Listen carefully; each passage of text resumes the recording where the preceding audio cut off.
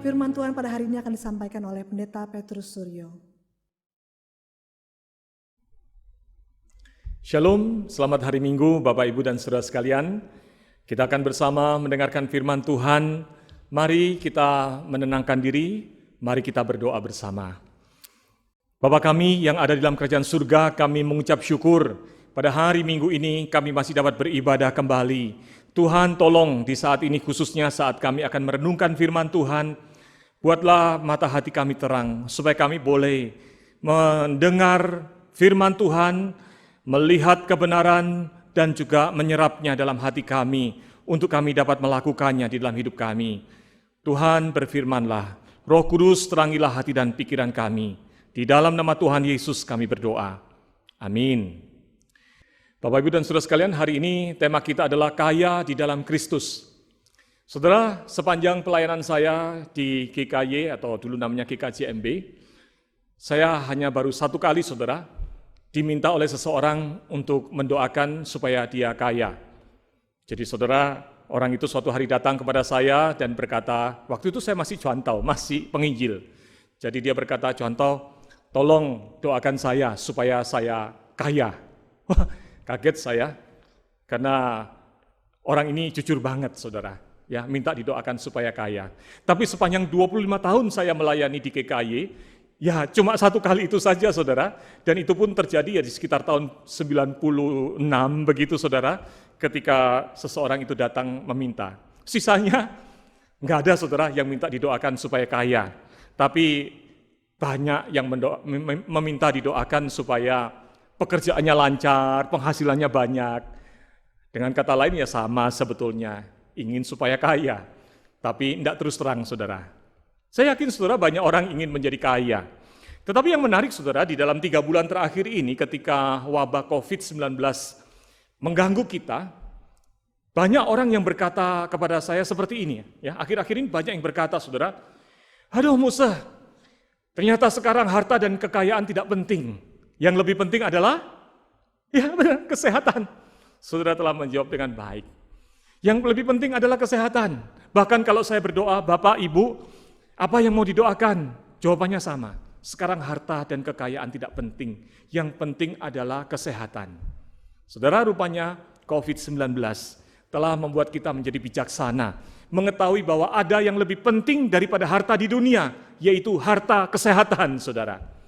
Nah, hari ini, saudara sekalian, firman Tuhan yang akan kita baca mengajarkan kita bahwa ada kekayaan yang lebih penting daripada harta dunia, bahkan lebih penting daripada kesehatan yang tadi kita bicarakan, yaitu adalah yang disebut dengan berkat rohani.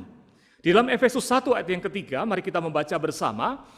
Di dalam Efesus 1 ayat yang ketiga, firman Tuhan berkata demikian, terpujilah Allah dan Bapa Tuhan kita, Yesus Kristus, yang dalam Kristus telah mengaruniakan kepada kita segala berkat rohani di dalam surga. Saudara, ini indah sekali. Dikatakan, terpujilah Allah Bapa kita. Karena melaluinya kita mendapatkan harta, berkat rohani. Bahkan dikatakan segala berkat rohani di dalam surga. Saudara, kalau ditanya apakah berkat rohani dalam surga itu? Yaitu hidup kekal, karya keselamatan yang Tuhan sediakan bagi kita. Oleh sebab itu sebetulnya di dalam bahasa Yunaninya harusnya terjemahan bebasnya seperti ini, yaitu berkat rohani di surga di dalam Kristus. Saudara, kalau saudara mendengar bahwa ada berkat yang lebih tinggi daripada harta dunia adalah berkat rohani, saudara mungkin ada yang lemes juga. Karena saudara bilang, ya kan itu harta di surga. Yang saya butuhkan sekarang nih di dunia nih. Karena kita seringkali mengharapkan yang namanya kekayaan adalah benda. Kita tidak bisa melihat hal yang rohani. Tapi saudara sekalian, justru firman Tuhan di sepanjang surat Efesus ini ingin mengajak jemaat di Efesus dan kita hari ini bahwa ini adalah betul-betul kekayaan yang luar biasa.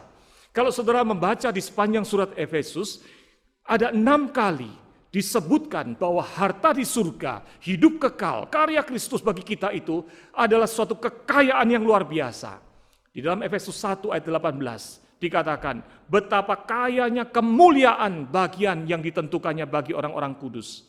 Kata kaya ini saudara, di dalam bahasa Yunaninya adalah kata plutos, yang artinya adalah kaya, yang artinya adalah satu kepemilikan harta yang berlimpah-limpah. Dan itu diulang sampai 6 kali. Saudara, itu sebabnya Warren Wiersbe di dalam bukunya mengatakan, surat Efesus ini temanya satu, yaitu kaya. Nah, sesuai dengan tema kita hari ini, kaya di dalam Kristus. Bahkan bukan hanya kata kaya, saudara sekalian, di dalam surat Efesus ada beberapa kali disebutkan tentang warisan. Bahwa harta di dalam Kristus di surga itu adalah warisan. Itu dapat dibaca di dalam Efesus 1 ayat 11, Efesus 1 ayat 14, Efesus 1 ayat 18, Efesus 5 ayat yang kelima. Sayang di dalam bahasa Indonesia diterjemahkannya adalah bagian. Harusnya kata aslinya adalah kleronomia, yang artinya adalah warisan yang sangat berharga, yang di dalam konteks firman Tuhan bicara tentang hidup abadi bersama Tuhan di surga. Saudara sekalian, itulah adalah harta yang berharga. Nah, sepanjang 2,5 bulan ini kita akan mengeksplor banyak surat Efesus. Dan kita mengawalinya dengan melihat kekayaan hidup orang percaya. Saudara, bukan hal yang kebetulan Rasul Paulus menekankan soal harta atau kekayaan ini. Karena surat ini ditujukan kepada jemaat Efesus. Kota Efesus adalah kota yang kaya. Sehingga masyarakat di sana kaya, kemungkinan jemaat Efesus adalah dari kelas ekonomi yang baik. Atau kalaupun mereka tidak dari kelas ekonomi yang baik, mereka sudah terbiasa melihat orang-orang yang kaya. Kota Efesus adalah satu dari 5 kota utama pada masa Kekaisaran Romawi. Kota lainnya adalah Roma, Korintus, Antioquia, Alexandria. Dan untuk kota Efesus ini, karena begitu besarnya pengaruhnya, maka dia disebut dengan the mother city of Asia. Induknya kota-kota di Asia. Luar biasa bukan? Kenapa? Karena kota Efesus adalah pusat perdagangan yang sangat sibuk dan kaya. Pusat politik dan sekaligus pusat agama di seluruh Asia Kecil. Saudara, kalau hari ini saudara ke kota Efesus, di kota Efesus saudara akan melihat sisa bangunan besar yang megah, yang disebut dengan salah satu dari 7 keajaiban dunia, yaitu kuil Dewi Artemis atau Dewi Diana. Saudara, kuil Artemis itu sedemikian besarnya di kota itu, megah sekaligus menjadi pusat seluruh kegiatan kota itu, menjadi ikon dari kota itu. Sehingga kalau masuk kota itu, semua orang akan memandang bangunan besar kuil Dewi Artemis itu. Nah, yang menarik adalah kuil itu bukan hanya tempat untuk menyembah Dewi Artemis. Bukan hanya tempat penyembahan. Setelah kuil itu juga adalah sekaligus tempat penyimpanan harta. Jadi di bawah kuil itu ada tempat penyimpanan harta. Bahkan saudara sekalian, di dalam Biblical Theology Study Bible dijelaskan bahwa kota Efesus itu atau kuil Artemis itu disebut sebagai the primary banking institution of the city. Jadi bukan hanya tempat penyimpanan harta dari masyarakat, sekaligus menjadi bank, tempat transaksi, perdagangan dilakukan, saudara sekalian. Dan kalau kita baca buku dari Warren Wiersbe dikatakan, kuil Artemis itu dianggap sebagai Bank of Asia pada masa itu. Jadi mirip-mirip istilah Bank Sentral Asia, saudara. Tapi itu kan nama. Kalau ini adalah karena kuil Artemis itu menjadi pusat transaksi perputaran uang yang begitu besar. Tempat penyimpanan uang. Sehingga saudara sekalian, ketika orang datang menyembah Dewi Artemis di situ, yang dia lihat adalah patung, kuil, sekaligus di baliknya ada harta. Di balik penyembahan kepada Dewi Artemis, ada harta yang begitu besar, yang menjadi kekayaan yang luar biasa. So, dalam konteks itulah, Paulus kemudian mengingatkan bahwa ada harta yang lebih besar, yang lebih mulia nilainya daripada harta dunia, yaitu berkat rohani di surga yang Tuhan sediakan. Oleh sebab itu, saudara sekalian, ini seperti sebuah perbandingan yang tidak sebanding. Yang satu adalah penyembahan kepada Dewi Artemis, di kuil itu ada harta yang besar. Tetapi Paulus mengatakan ada yang lebih mulia lagi, yaitu di dalam penyembahan kita, di dalam ibadah kita, di dalam hidup bersama Tuhan, Tuhan sediakan sebuah harta yang lebih mulia, harta rohani di surga. Nah, tetapi ada perbedaan dari harta dunia. Apa perbedaannya, saudara sekalian? Saudara, harta dunia, khususnya dalam konteks kuil Artemis, adalah harta yang bisa diakses oleh siapa saja. Bahkan saudara sekalian, untuk dapat meminta berkat dari Dewi Artemis, banyak wanita-wanita yang melakukan di sana pelacuran bakti. Artinya melakukan kegiatan pelacuran supaya melaluinya Dewi Artemis memberkati. Lalu kemudian orang-orang yang beribadah juga melakukan sama, berzinahan di sana. Karena konon katanya melalui hal itu mereka diberkati oleh Dewi Artemis. Saudara, firman Tuhan mengatakan, harta yang seperti itu tidak terjadi dengan harta yang ada di surga. Untuk harta yang di surga tidak dapat diakses oleh orang-orang yang berdosa. Efesus 5 ayat yang kelima berkata, karena itu ingatlah ini baik-baik. Tidak ada orang sundal, tidak ada orang cemar atau orang serakah, artinya penyembah berhala yang mendapatkan bagian di dalam kerajaan Kristus dan Allah. Kata bagian, saudara, di dalam ayat ini menggunakan kata kleronomai yang artinya adalah warisan. Warisan harta di surga tidak bisa diakses oleh sembarang orang. Lebih mulia. Saudara, kalau mau buat jahat, mau buat salah, lalu dengan itu dapat hartanya, itu gampang, betul enggak? Itu sebabnya nilai harta dunia itu adalah nilai harta yang paling rendah. Kita bisa bekerja keras untuk mendapatkan harta dunia. Tapi kalau misalnya saudara enggak mau kerja keras, saudara mau melakukan kecurangan, merampok, mencuri dan sebagainya, berzina, jual diri, bisa dapat harta dunia juga, saudara. Itu harta yang rendah. Tapi ada yang mulia yang tidak bisa diakses, yaitu harta di surga, harta rohani. Dan yang menarik adalah di dalam Efesus 1 ayat yang keempat, selesai menceritakan tentang berkat rohani di surga yang Tuhan sediakan. Lalu dilanjutkan dengan ayat yang keempat, sebab di dalam Dia Allah telah memilih kita sebelum dunia dijadikan, supaya kita kudus dan tak bercacat di hadapannya. Dalam kasih, Ia telah menentukan kita dari semula oleh Yesus Kristus untuk menjadi anak-anaknya sesuai dengan kerelaan kehendak-Nya. Amin. Saudara, ini menarik sekali. Kalau saudara melihat sepanjang Efesus 1 ayat 3 sampai dengan ayat yang ke-15, saudara akan melihat bahwa selesai menceritakan harta yang berharga itu, lalu dijelaskan bahwa Allah Tritunggal terlibat terkait dengan harta yang berharga itu. Yaitu apa? Bahwa untuk dapat memiliki harta berharga itu, yang tadi dikatakan bahwa tidak sembarang orang bisa mendapatkannya, maka dikatakan bahwa Allah yang menentukan siapa yang dapat mendapatkannya. Dikatakan Allah memilih orang untuk dapat menikmati harta itu. Di sini dikatakan memilih kita sebelum dunia dijadikan. Di dalam ayat yang kelima dikatakan Ia telah menentukan kita dari semula. Sekali lagi saudara sekalian, untuk bisa menikmati itu, otoritasnya bergantung pada otoritas Allah Bapa. Harta tersebut adalah dalam otoritas Allah Bapa. Manusia tidak dapat berjuang dengan kekuatannya untuk mendapatkan, kecuali Allah Bapa dengan otoritasnya memilih dan menetapkan orang tersebut untuk dapat mendapatkannya. Itu yang pertama, saudara sekalian. Berikutnya mari kita lihat di dalam Efesus 1 ayat yang ke-7. Sebab di dalam Dia dan oleh darahnya kita beroleh penebusan, yaitu pengampunan dosa menurut kekayaan kasih karunia-Nya yang dilimpahkannya kepada kita dalam segala hikmat dan pengertian. Saudara, berikutnya adalah pribadi Allah Tritunggal yang kedua, yaitu Dia yang dimaksud di sini adalah Tuhan Yesus Kristus, Anak Allah yang hidup. Apa yang dilakukan oleh pribadi Allah kedua, yaitu Tuhan Yesus, dikatakan Dia mengorbankan darahnya, menebus kita. Ada kata penebusan di sini, lalu mengampuni kita.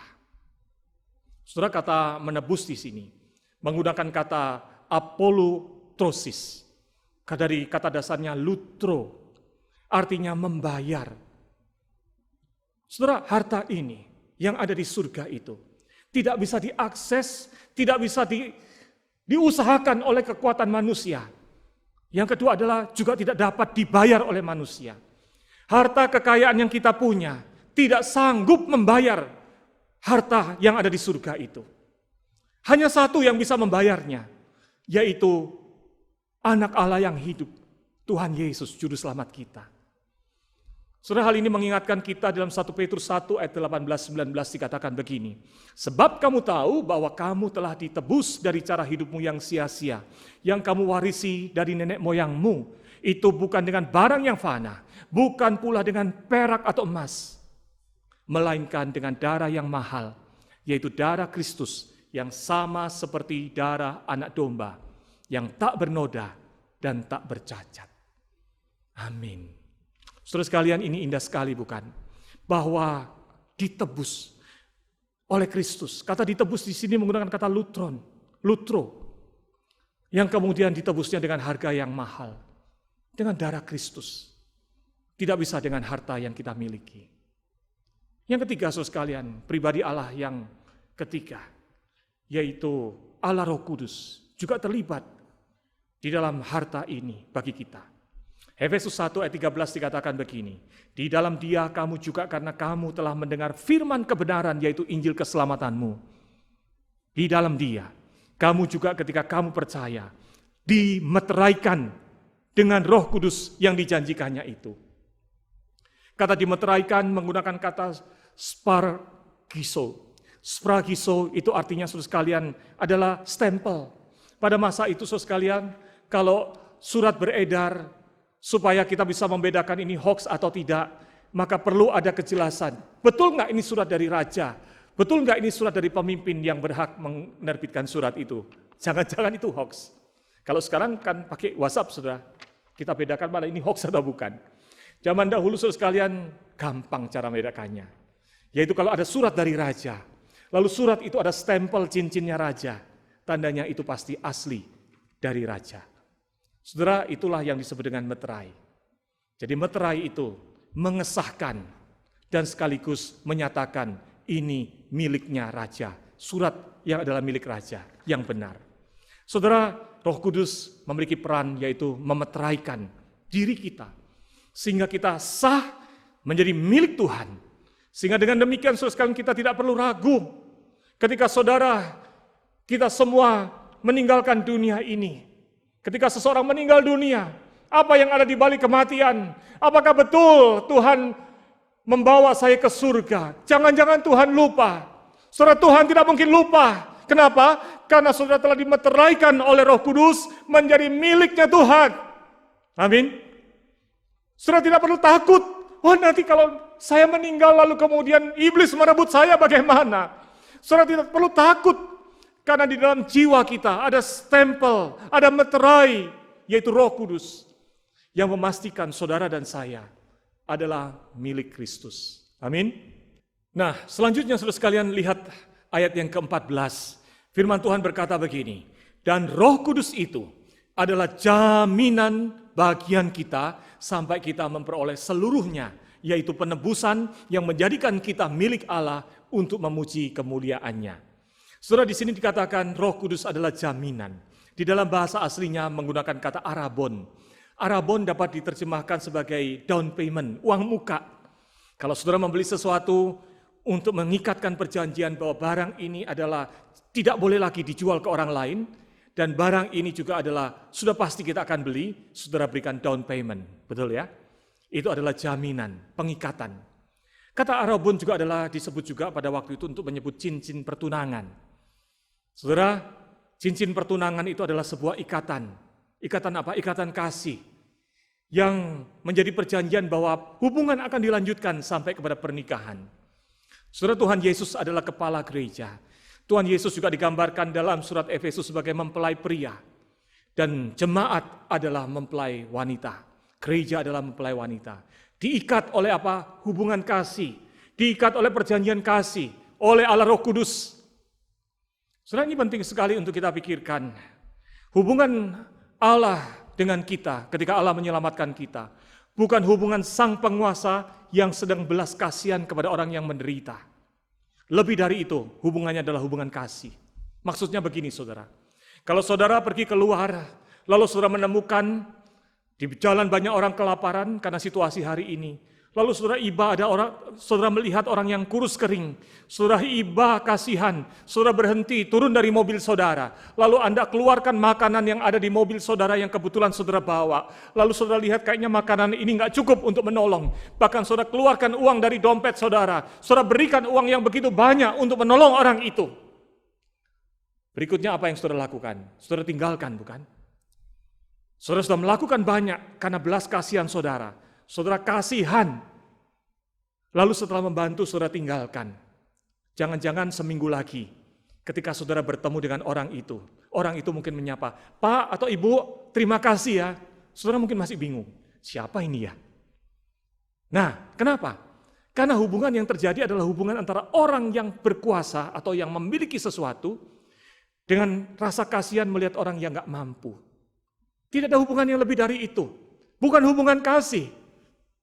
Tapi yang terjadi di dalam hubungan kita dengan Allah Bapa, Allah Anak, Allah Putra adalah hubungan kasih, di mana Allah mengikatkan dirinya kepada kita dan mengikatkan kita kepada dirinya untuk seterusnya menjadi miliknya. Itulah sebabnya Roh Kudus menjadi arabon seperti cincin pertunangan, tali kasih yang untuk memastikan kita bahwa kita akan mendapatkan harta di surga itu. Kita sudah dan akan dipenuhi pada waktunya ketika kita datang ke rumah Bapa di surga. Saudara, harta tersebut menjadi unik, tidak bisa diakses oleh manusia sembarangan karena ditetapkan oleh Allah Bapa. Tidak bisa dibayar oleh manusia karena hanya bisa dibayar oleh Allah Anak. Dan harta tersebut dipelihara, dijamin oleh Allah Roh Kudus untuk secara sah dan pasti menjadi milik orang percaya. Saudara, itulah sebabnya harta di surga itu nilainya luar biasa tingginya dan berbeda dengan harta di dunia. Kalau gitu apa hubungannya dengan kita hari ini? Saudara, poin pertama kita adalah mengingatkan kita. Kalau kita telah mendapatkan harta yang tak ternilai ini, marilah kita bersyukur dan bersukacita karena hidup kekal di surga adalah harta yang tidak ternilai, yang sudah Tuhan berikan sebagai anugerah bagi saudara dan saya. Orang mau ambil gak bisa, orang mau dapatkan gak bisa, saudara dan saya bisa mendapatkannya. Mari bersyukur, bersukacita. Tuhan ingin supaya dengan hal ini kita hidup di tengah dunia dengan penuh sukacita. Itulah sebabnya saudara sekalian, kalau kita lihat di setiap bagian selesai menjelaskan tentang karya tiap Allah pribadi dari Allah Tritunggal, maka kemudian ditutup dengan pernyataan pujian.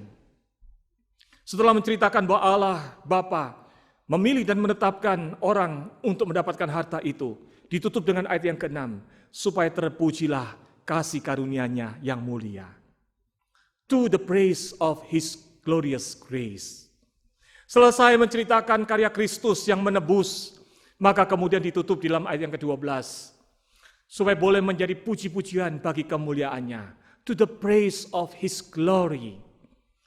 Setelah menceritakan tentang karya Allah Roh Kudus yang memeteraikan dan menjamin, maka ditutup dengan kalimat di dalam ayat 14 untuk memuji kemuliaan-Nya. To the praise of His glory. Kata praise ini atau pujian ini di dalam bahasa Yunani menggunakan kata epainos. Kebetulan di gereja kita ada paduan suara epainos. Artinya apa? Dengan sukacita.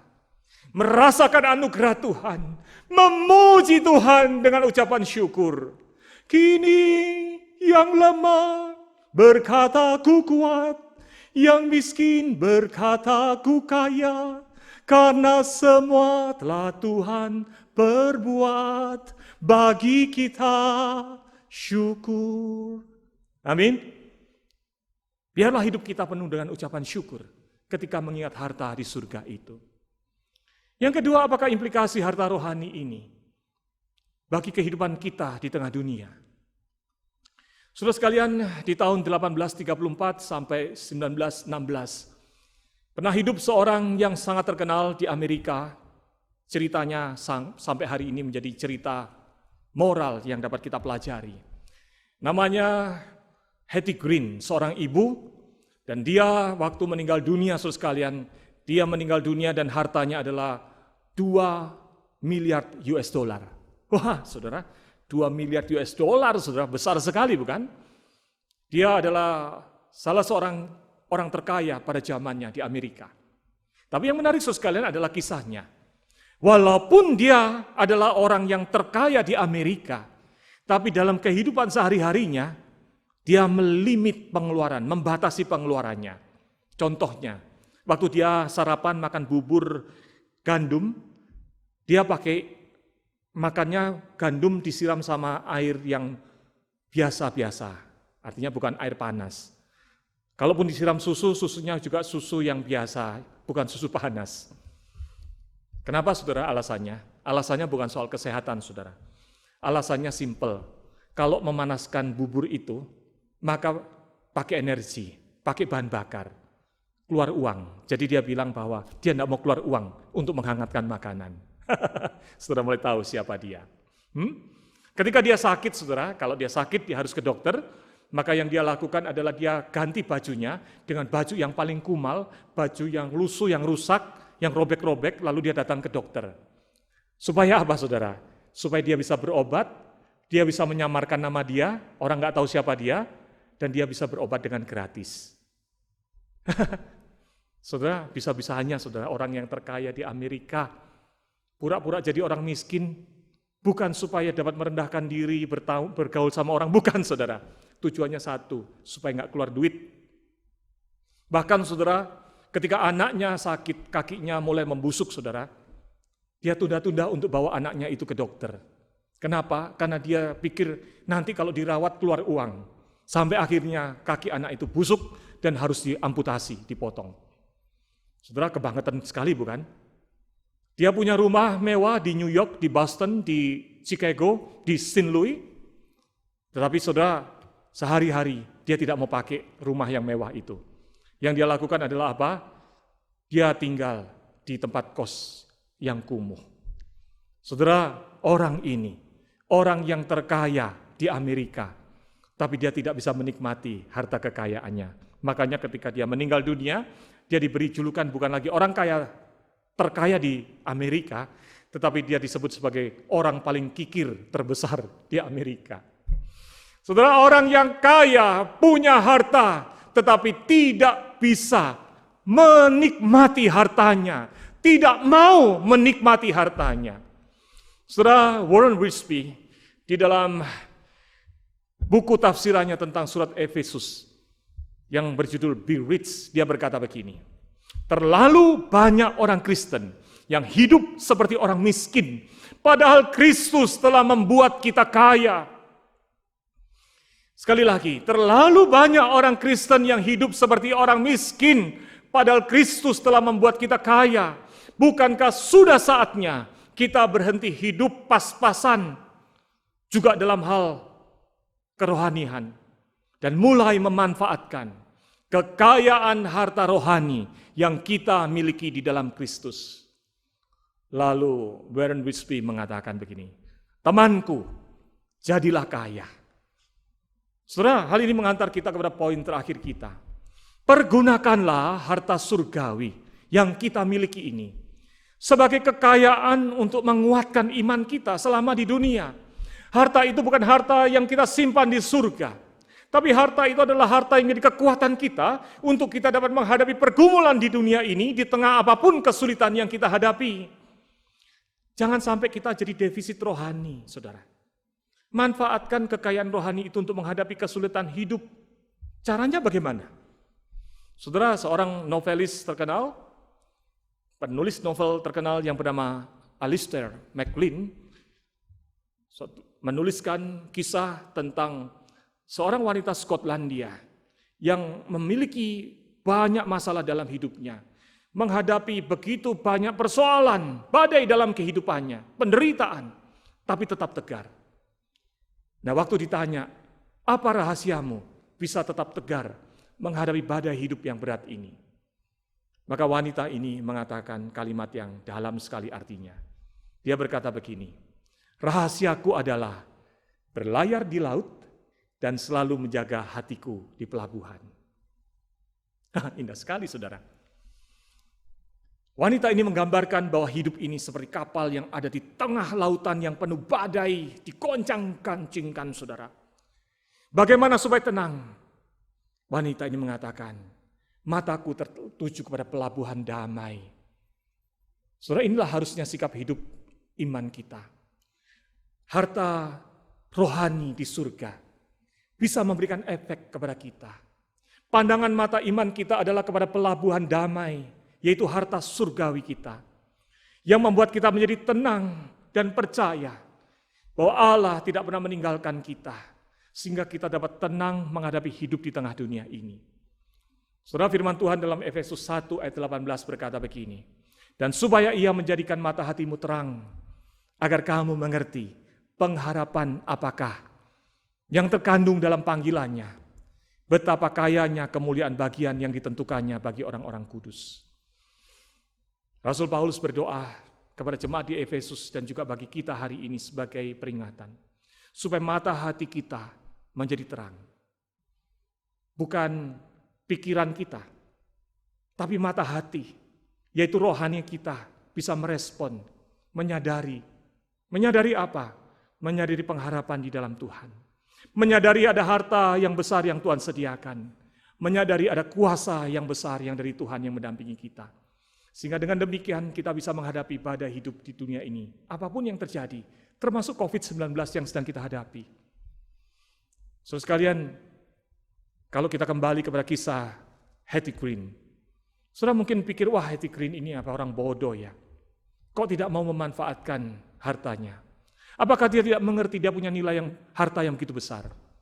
Saudara, asal saudara tahu, Hetty Green ini adalah orang yang sangat pandai. Dia pada waktu itu dijuluki The Witch of Wall Street, atau penyihir dari Wall Street. Artinya dia, saudara, menguasai pasar saham di Amerika.